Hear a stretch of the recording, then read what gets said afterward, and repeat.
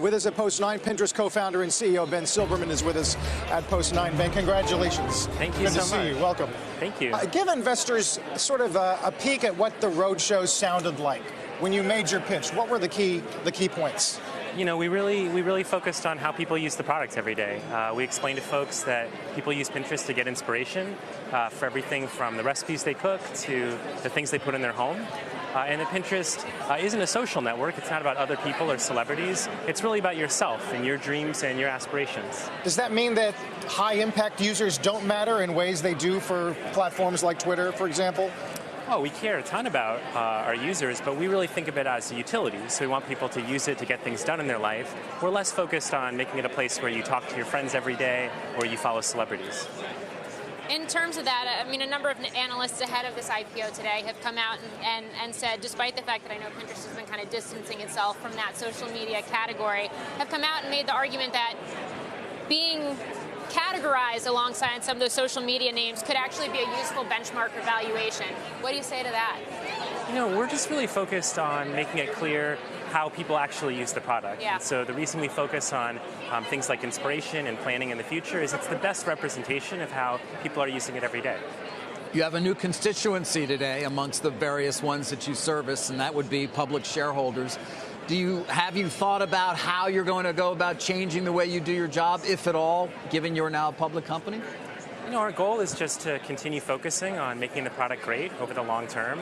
And then we also want to have a good relationship with our investors and make sure that they understand where we're headed. And that way I think we'll both be on the same side and be a win-win for everyone. We'll be, of course, following the company from here on as well.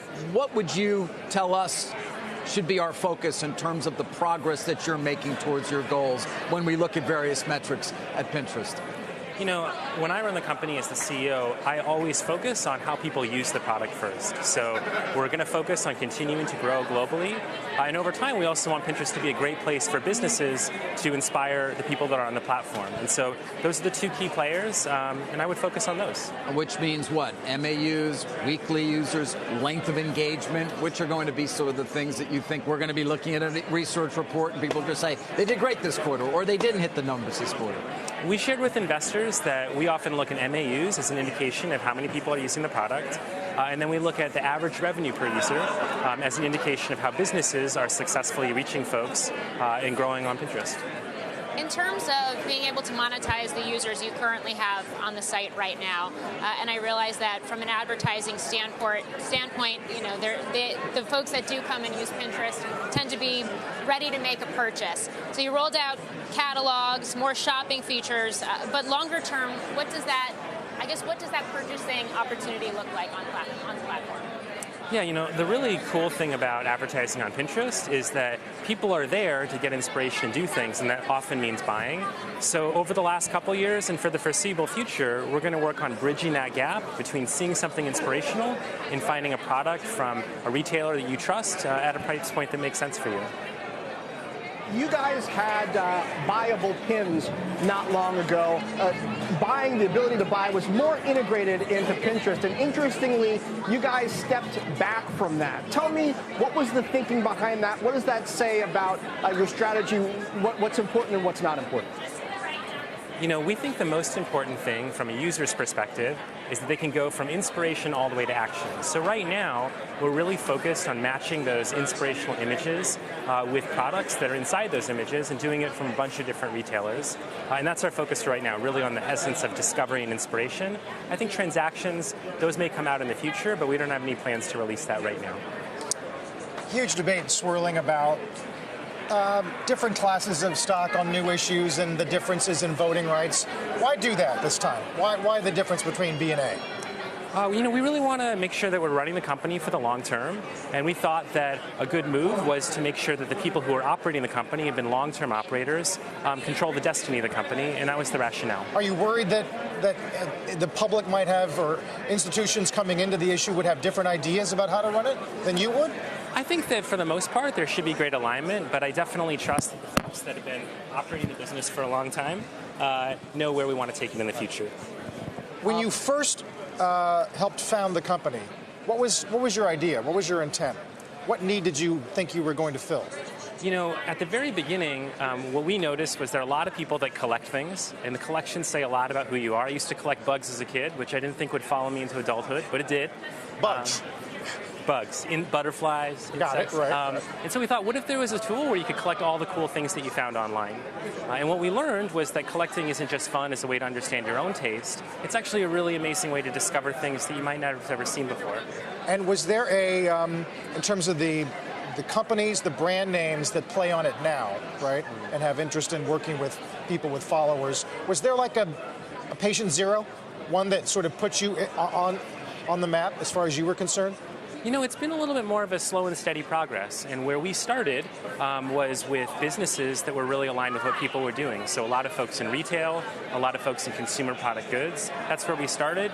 Over the last year or so, we've also started to expand that, both to new, different types of advertisers, and also internationally, where about 2/3 of our users are today.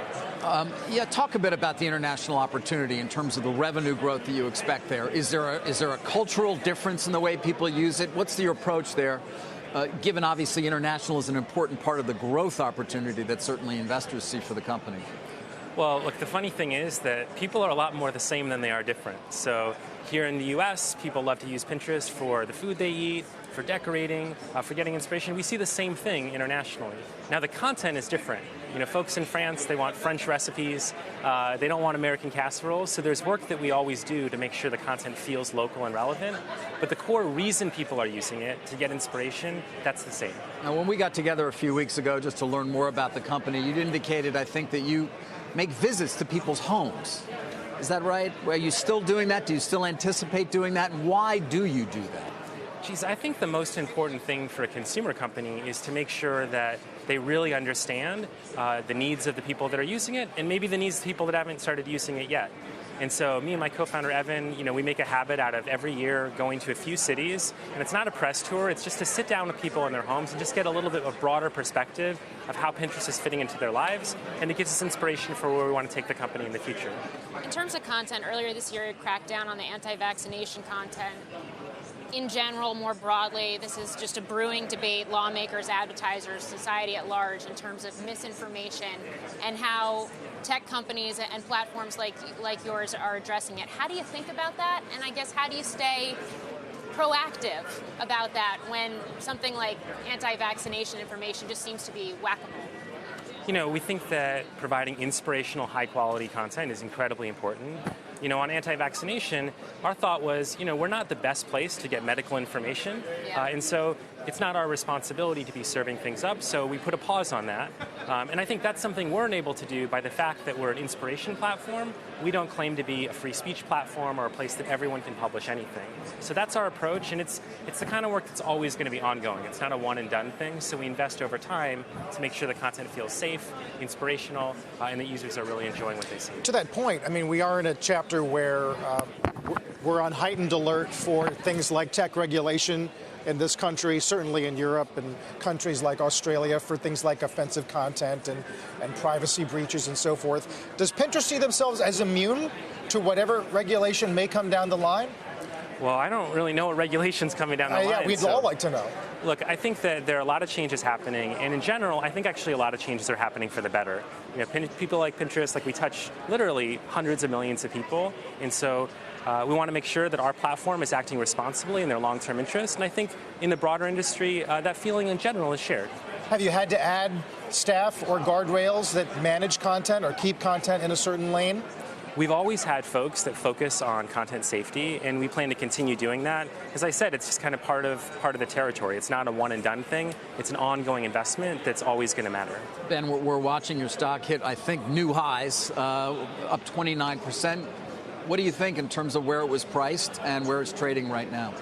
I really am just kind of focused on where it goes long term. So, we're delighted that the openings happened, and it's a really fun milestone, but we're not overly fixated on kind of the day-to-day movements. As you shouldn't be. Although, to be fair, while people certainly have looked at you and said, well, you're a founder, you own a lot of this company, today on paper, you're worth an enormous amount of money. Does it change the way you think about things at all and your approach in terms of just day-to-day? I don't think so. Pinterest from the start was a product that me and my co-founders really wanted to make first for ourselves and then for all the people that use it. And that's always been kind of the driving and motivation behind it. And so we're really just excited that now that we're a publicly traded company, we have more resources that will enable us to pursue that. And we're really excited about the future. And in the early days, was there ever a debate about whether you would go public one day if you could? Were you a proponent of that idea from the beginning? I don't think we ever contemplated that in the early days. We were just trying to make a product that someone would use. And so it's a really exciting milestone. It's pretty surreal to be here in the New York Stock Exchange. And we're just really appreciative of the opportunity, and we're excited about the future. Lastly, I have to ask you, especially now that you are a publicly traded company, path to profitability, expectations or targets investors should be watching for the next couple of years. Over the last couple of years, I'm excited that the business has made a ton of progress. We built out the ad business. We're showing improving margins, and we plan to continue operating it that way. One last thing. We mentioned earlier this morning that we saw you at Code Conference, I think 2 summers ago, maybe? Maybe 3. Yeah, maybe. Time flies. But you have not been, I would argue, widely public in your appearances. Are we going to see more of you? Are you prepared for that component of leading the company? I don't know. I'll have to find out. Are you going to come back here, for example? Probably will come back. We want to make sure that we maintain a good dialogue with folks, but I am pretty focused on our users and the product, and I think that's appropriate for the company.